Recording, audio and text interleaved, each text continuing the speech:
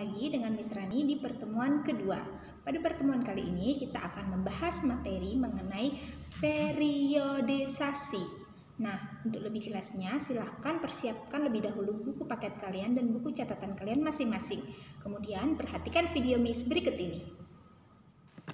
Nah, pada pertemuan kedua kali ini kita akan belajar tentang materi periodisasi. Nah, materi tentang periodisasi ini akan Miss jelaskan lebih lanjut di video kali ini. Nah, apa sih itu sebenarnya? Periodisasi ini,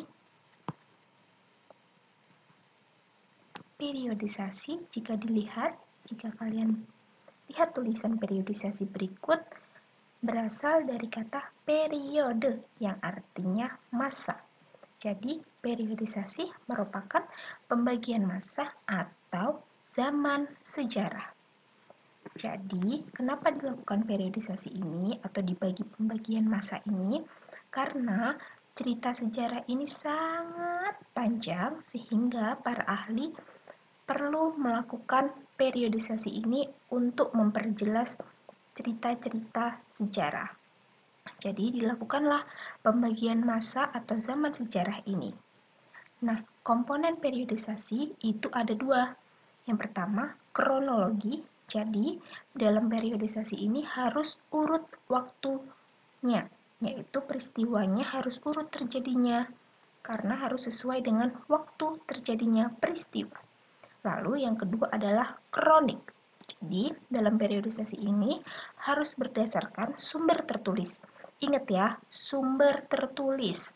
Jadi, misalnya contohnya seperti prasasti, naskah, dokumen, dan lain-lain. Nah, tanpa adanya kedua komponen ini, kronologi dan kronik, maka belum bisa dikatakan sebagai periodisasi. Jadi harus ada dua komponen ini ya, kronologi dan kronik.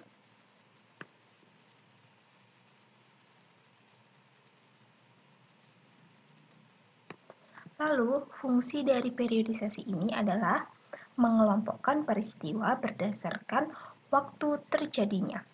Jadi, yang sudah Miss bilang tadi, karena cerita sejarah ini sangat panjang, maka para ahli sejarah ini membagi peristiwa-peristiwa ini berdasarkan golongan waktu terjadinya peristiwa. Jadi, kita lebih mudah memahami suatu peristiwa sejarah.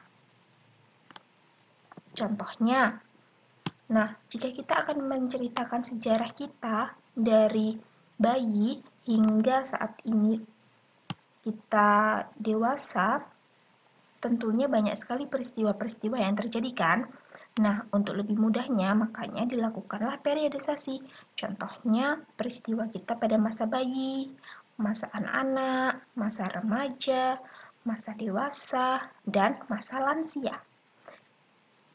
Nah, itu tadi adalah penjelasan Miss mengenai periodisasi. Silahkan agar lebih jelas dan lebih paham, kalian kerjakan latihan soal yang sudah Miss sediakan di Edmodo. Kemudian kumpulkan dengan tepat waktu. Terima kasih. Selamat bertemu kembali di pertemuan selanjutnya. See you.